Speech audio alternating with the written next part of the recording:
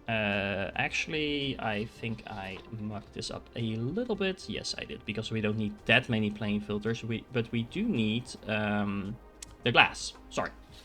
So these are actually the plane filters. Then we are going to have to override those. There we go. This is how I should have done it to begin with. And then we need the glass over here. That's what I meant to do. I was wondering where I went wrong here. Okay, so we need quite a lot of all of this, and what I was going to say is we need the titanium there as well. So the titanium will be used in the crystals here as well as in the glass over there. Now, let's see. We also are going to need some carbon nanotubes, because those are being used in the build below. Okay, sorry about that. So the carbon nanotubes are actually being used in the broadband, I believe. There we go. And we are going to be building those below. But in order to do that, we are going to need some extra space. So let's make sure we have enough room in here. We are going to be putting in some belts over here in a second. Just making sure I space those out correctly. So we'll have about 4 in between here. There we go. And then we're going to be putting in some of these. Now we want to have 6 of these. Let's space them out nicely. There we go.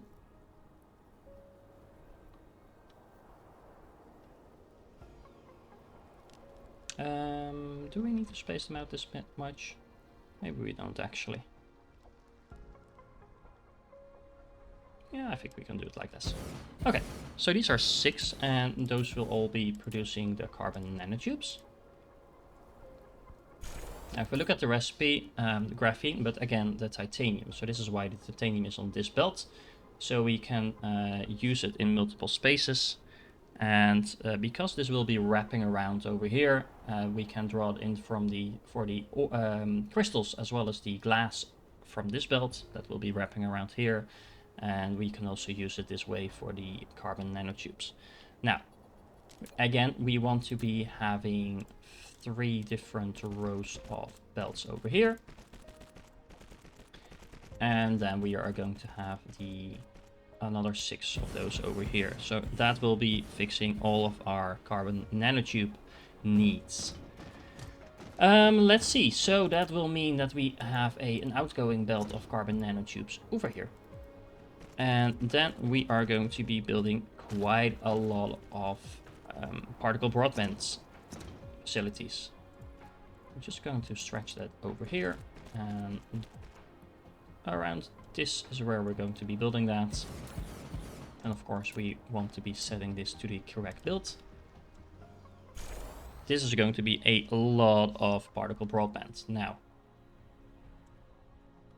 we're actually going to be needing 16 of these.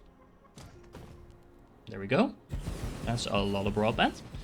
And then we are going to be putting in a few belts in between. There we go. 1, 2, 3, 4 belts, actually. Because we also needed some processors over here. And in order to make sure we have easy access to that, we are going to be putting in the processors over here. Now, luckily we don't need that many processors, but we do need quite a few. So this is going to be 5 of them, actually 6. Now you might be wondering why I'm putting it in like that, because this looks pretty ugly, but that's because we are going to be repurposing this to something else. Now, in order to build processors, of course, we need components. And we are going to be needing quite a lot of components. Not like that, not like that. There we go. So these are 2... something like that. And actually, let's just build this entire row, because that is what we're going to be needing. And it helps if you build it correctly, TDA. There we go. However, this last little bit of production is going to be the circuit boards that we also need. And the nice thing about Mark III assemblers is that the ratios are a little bit more balanced, so to speak. The ratios are a little bit less annoying than with the Mark I and Mark II. Actually, not the Mark I, because the Mark I and the Mark III actually use the same ratios, of course, because a Mark III assembler is actually exactly twice as fast as a Mark I. But the amount of facilities that you need balances it out a little nicer than it does with the Mark II. Even though, of course, they are a lot more power hungry, so that is one downside of using Mark III assemblers that you might want to be aware of. But I think it's worth it because, of course, you can upscale your production so much more using those than you can by using the Mark I or Mark II. Now, what we're also going to be producing here is cogs. Yes, cogs. And why? Because we are going to be building the Mark I assembler over here. Now, why are we building it all the way over here? Well, the simple reason is that this needs some iron and copper, and this needs iron and circuit boards, which of course we are also producing here. And that means if we produce the cogs over here, we have all the iron, we have all the circuit boards, and then we have the cogs, and then we have everything we need to make the Mark III assemblers. Actually, can probably move these up a little bit, like so. There we go. And then this is going to be the Mark I assembler. Now, before we continue on, I'm actually going to put in a small cut, place all the belts so we have this all nicely, neatly organized, and I'll walk you through the belts and then we can continue on. So, be right back. Alrighty, and there we go. As you can see, these are a lot of belts with a lot of organization involved. So let me walk you quickly through it. We have the Mark I assemblers down here, which are going all the way around up to the Mark II assemblers. Now the Mark II assemblers, let me show you, they need Mark I assemblers, graphene and processors. So the processors which are being produced down here, flip all the way around, go past here, past the Mark II, and then into the quantum processors over here. So quantum chips, sorry. So, and the graphene is actually here on this belt as well. It is going to be coming in from over here, flipping all the way around, then feeding into the nanotubes. But by doing it like this, we can also feed off a little bit of graphene that we need for the Mark II assemblers. Now, the Mark III assemblers, of course, I will be putting in a ILS over here that can drain them off, but I'm also going to be using that ILS to produce or not produce, but at least get in the hydrogen that we need for our Casimir crystals. You need a ton of hydrogen to do that, so it makes sense to use the same vessels that you will be using to export your assemblers, because you won't be exporting them all the time anyway, so you might as well put those vessels to use to import pretty much non-stop your hydrogen. Now, this is a very simple belt over here for the titanium crystals, but as I pointed out, we will be getting in the titanium from all the way down here, flipping it all the way around here, going here, and then by doing that we have the titanium we need for the nanotubes on both sides. And then because we can't be overdrawing from this belt because it's too long distance, it will be flipping around here. It will be moving up because we will be feeding in the graphene from down here. It's going to be underneath. And then it's going up here, so we have all the titanium we need for the crystals as well as for the titanium glass. Now the titanium glass is just going straight in here, but the titanium glass also needs water and glass, which will be getting in from all the way over there.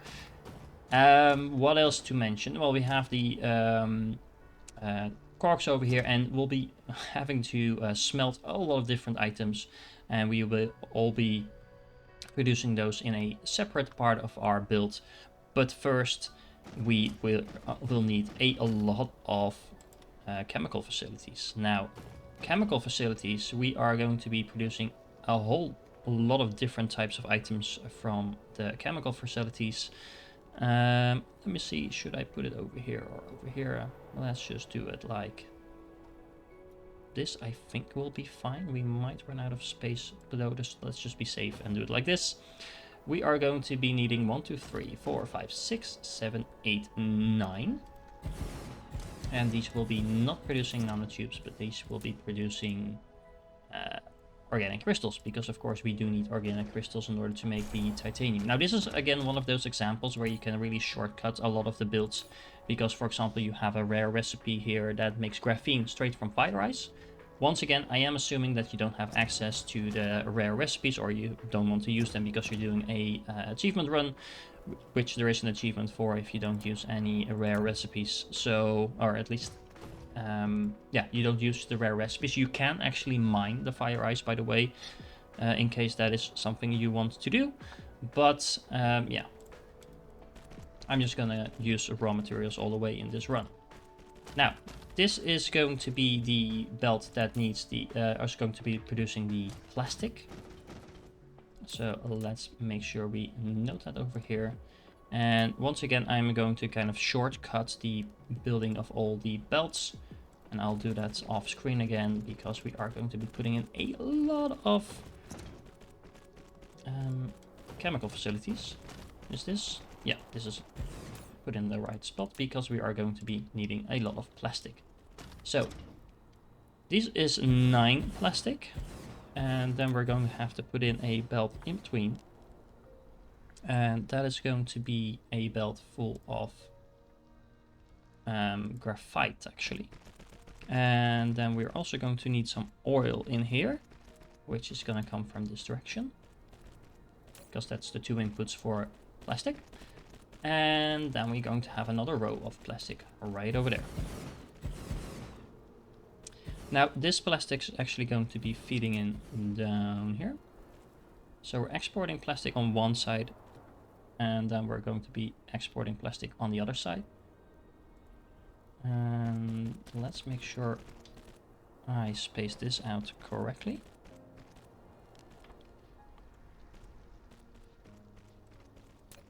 It should probably start moving up a little sooner than that.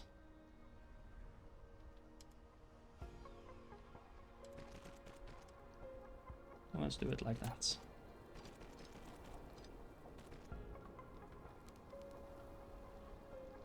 All right, and that's plastic, and then we need some more. So we need graphene, and we will be producing that on this side. So let's make 1 first, set the recipe. Because of course, in order to make all those nanotubes, we are going to need a lot of graphene. We're actually going to be needing 22 of these, so we're going to be putting in 2 rows of 11 with 3 belts in between to get all the required materials for that, and then another row of 11. There we go, that's 22. It's actually a little less, because you kind of need 22.25 if I'm correct, in order to have the optimal production. But I didn't feel like scaling this entire build up times 4 in order to be having exact round numbers. You can imagine if you multiply this by 4, what happens. So I hope you'll forgive me the 0.25 chemical facility. It's not really noticeable anyway once you're producing. Now, these are the 2 rows that we need for the graphene. Now, the next thing we'll need is actually sulfuric acid, because this needs not just the graphite, it also needs the sulfuric acid. So let's make sure we put that in 1, 2, 3, and then I think just 1 belt should be enough. Because once again, what we're going to do is we are going to kind of flip this around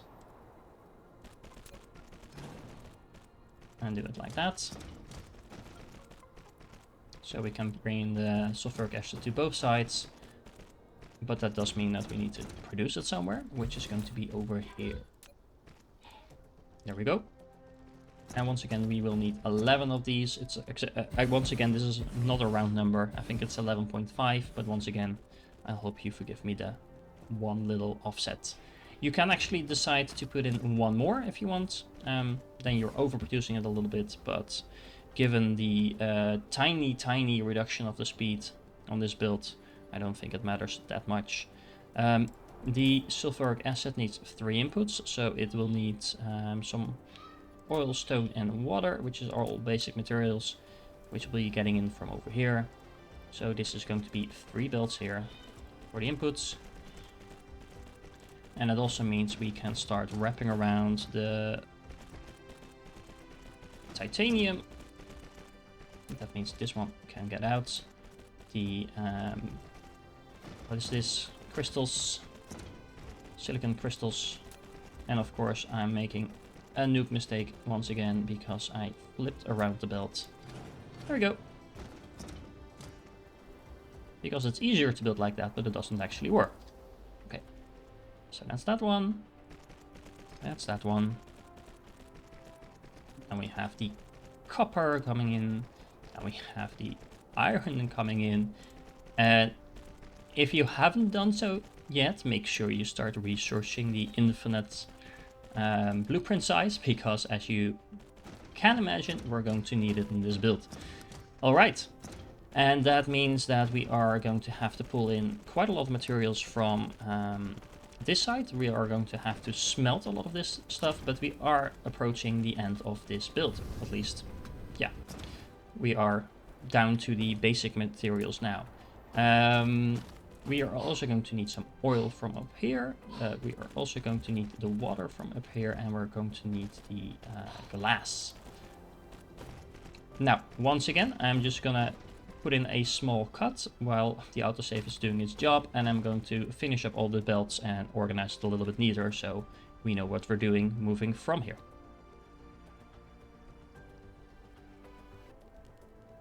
Alrighty, and that is a lot of belts done. As you can see, I put in some ILSs to actually get the materials in here, and you might notice that I actually shifted around the hydrogen belt. So it's going to go all the way over here, straight on through to the Casimir crystals. Now, I know I said use the other ILS, you can.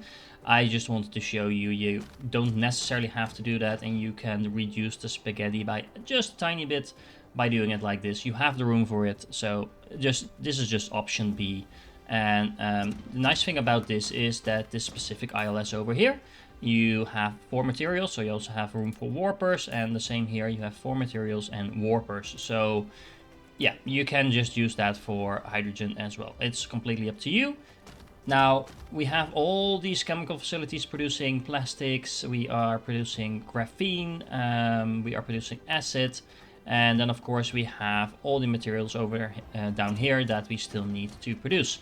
In order to do that, we will need some smelters. How many smelters? Well, about 150 of them. So let's start building those, shall we? To start off, we will need some glass. We will need 6 of those, so that will be glass. And we are going to be putting them down here. And these are actually the only ones that are going to be up here, because what we are going to do is have a belt go up like this. This is going to be the stone belt. There we go, all the way down there. And then we are going to put in a belt for graphene. No, sorry, graphite, no, whatever. Like this. This is going to be the graphite. I keep messing those up. Bear with me. And we are going to need a lot of those. We are going to need 3 rows of 19. Yes, 3 rows of 19. And let me make sure I do this right. So there should be 1 spot there, and that's 15 more. And then 3 more over here. And then we have another row of 19. There we go. So this is 3 times 6 plus 1. Is 3 rows of 19. Now, that's a lot of graphite, isn't it? To be honest, this is one of the most bottlenecky parts of the game in terms of how many of those you need. But we also need quite a bit of titanium. Not as much actually as we need the graphite, but still we are going to need a lot of those. We are going to need 21 of those. And actually I'm gonna sneak in one over here. Because what you can do, assuming I lined up everything correctly. Did I? Yes, I think I did. What we can do is do it something like this. And then have this belt go in here. And then this will be the titanium. Like so. And then what else do we need? We need silicon. And the nice thing about this, and this is where the symmetry really comes in again, we need 2 times 18, so 36 of those. And we can do that by simply placing them like this. And this is another 15. Remember, if you drag them out completely, one full row, the maximum it will allow you to build is exactly 15. So if you have a multiple of 15 that you need to build, it's really easy to measure it out like that. And then last but not least, we need the silicon crystal, I believe it's called, right? Silicon crystal, yes, yes, yes, yes. And that is going to be down here. And we will need not 18 of those actually. So hold on. We do need these to actually be here though, so we might as well just put them in. But we are going to have some iron production down here. And because we only need about 12 of those. Now, what else do we need? We need some more iron. And I think this should work, assuming I line it up correctly. There we go. And then we need some copper. And we actually need 10 copper. So that should work like that. And then we have all our smelting done. So this is, I think, 154, something like that. Smelters. It's a lot of smelters anyway. I'm not gonna have you sit through building all these belts. So once again, be right back. Alright, and there we are. We connected everything up. I put in a nice little area of the foundations along the edges. I put in all the sorters, all the power facilities, etc. It's actually not working yet because we still have to power it up, but I suggest we do that together. And there's a few things to talk about. So first of all, the coal over here. As you can see, there's one line of coal going through the middle and the other one is going all around. That's because these two are actually feeding into this single belt over here, and then this one is feeding into this belt. Now, why did I do it like that? I need more than one full belt of coal. So I needed to split it up anyway, so this way it's a minimum amount of belts used in order to get everything transported. Now, similarly, in order to save some belts, I put in the silicon production straight into the silicon crystal production. It's a 1-to-1 ratio, so you might as well just do it directly without using a belt. And yeah, there's some iron over here that's going around like this, so this is something to watch out for if you're trying to build this yourself. It will take you a while, at least it took me a while. Maybe you're way faster than I, of course. Let's see, there is one more thing that we need to talk about, because I actually needed to redo a part of this build because of the chemical facilities. You might have noticed, I didn't initially at least, that the spacing between the chemical plants over here is actually slightly different from the bottom 4 rows over here. Why is it different? Because the damn planet curves. And even though there's no visible vault line here, the spacing between the chemical facilities does change somewhere along this line. Along this line to be exact. And apparently 9 of these are exactly the same length as 8 of these in terms of spacing. So I thought there were 9 here, even though there were only 8, so I needed to put in 1 extra. Similarly, that meant I had to put in 1 extra of the other ones as well, so I had to shift everything up a little bit to the right. So once again, I've noticed this before, but it's worth mentioning again. If you're making blueprints and if you're building larger builds with your chemical facilities, make sure you watch that everything is actually going like you want to, because it's really easy to muck it up because of the chemical facilities. Now, what else do we need to talk about? Oh, right. I actually noticed that my science got stuck, so apparently some of my resources on the home planet are running out. It's going to be easy to see what the problem is, of course, because all I need to do is check which science is actually the problem, and then one of the base materials will be missing. So, yeah, the debugging of the supply chain is really easy when you make builds like this. But this is one of the signs that we might want to be expanding outside of our solar system. another sign of that is probably that we are going to run low on copper ore. In our entire system, we are down to less than 1 million copper ore. Now, the good thing about copper is that you don't actually need that much of it, but we are going to be running out of that within the next few hours of gameplay. So I think that is a very good reason to start focusing on at least building some warpers. And the most efficient way to do that is probably to go straight for green science. So first warpers, then green science, and then we will take it up from there. Last but not least, if you are building on the second planet like I just did, don't forget that you need to supply it with the hydrogen, oil, things like that. That will have to come from your base planet, so you need to set up some ILSs over there to make sure you're actually able to transport it off the main planet, because so far we've been importing everything on that planet. Now let's see if everything's working like it should. And of course, if it isn't now, I'm going to look very foolish. As you can see, we'll have some power issues, but that's only because we have 1, 2, 3, 4 ILSs all charging up at the same time. But let's see, we have all our production starting up over here. Yeah, that looks very nice. We have all the ores coming in over here, as you can see. This just look pretty. Why is this not working? Oh, it is actually working. Never mind. It's just slow. But that's because of the power. And that means everything else should be starting to work now as well. We have the Mark 1 assemblers at least being made over here. We have some other stuff coming in. These belts are actually not connected, apparently, it seems. Are they? No, they're not. Why is it going the other way around? That's interesting. I will need to fix that. I made the classic mistake of doing the belts the wrong way around. So let's do it like that. And then, oh, I don't want a sorter, I want a belt. Let's go like this. And then like this. At least it's a lot less painful to make it like this when the sorters are already there. If you have to do that the other way around, that hurts.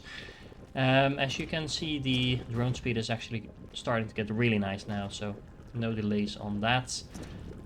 So let's see, is everything else working like intended? Nope, we are not getting in any hydrogen over here. Why is that? It's there. Why are you not putting it on the belt? Because I haven't actually set it to be put on the belt. There we go. And that should fix that problem. Now this should start working now as soon as we get some plastic going. The plastic is already starting to be produced over here. This will take a while to kind of buffer up because we are producing exactly enough and we are kind of low on power. Now let's see, we are actually already producing some titanium glass over here as well, so that is good, that is very good. That means we should also start to produce this very soon now. As you can see, the first crystals are coming in. There you go. That means we will have the first titanium crystals coming in. That means we'll have our first Casimir crystals coming in. There's a lot of crystals in this game actually. Okay, and that means that everything else should be working like intended as well. We already have some Mark II assemblers by now, so that means that it's only going to be a moment. Yay, milestone. I just saw the first Casimir crystal fly by. It didn't actually go into this one, not sure why not. Oh, that's because this one was sucking it up already. And as you can see, this is working like intended, so that should also mean that this will be working. Okay, so that means we have a functional build. Should be a surprise, I hope, but still. Now, this was one of the longer builds we've done so far, probably the longest build in total. Let's actually see if we make a blueprint out of this, how many pieces this is going to be, because it's going to be a lot. Oh, there's some things in there that I need to remove, but over 5,000 parts.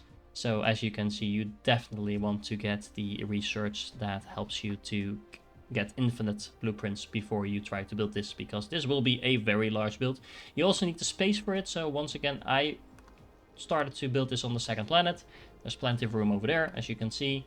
I could build this probably 4, 5, 6 times and still have enough space to do other stuff, so yeah, Anyway, I hope you are looking forward to building some warpers in the next episode. And until then, I hope you have a great time with your family around New Year's Eve. And I will catch you in the next one.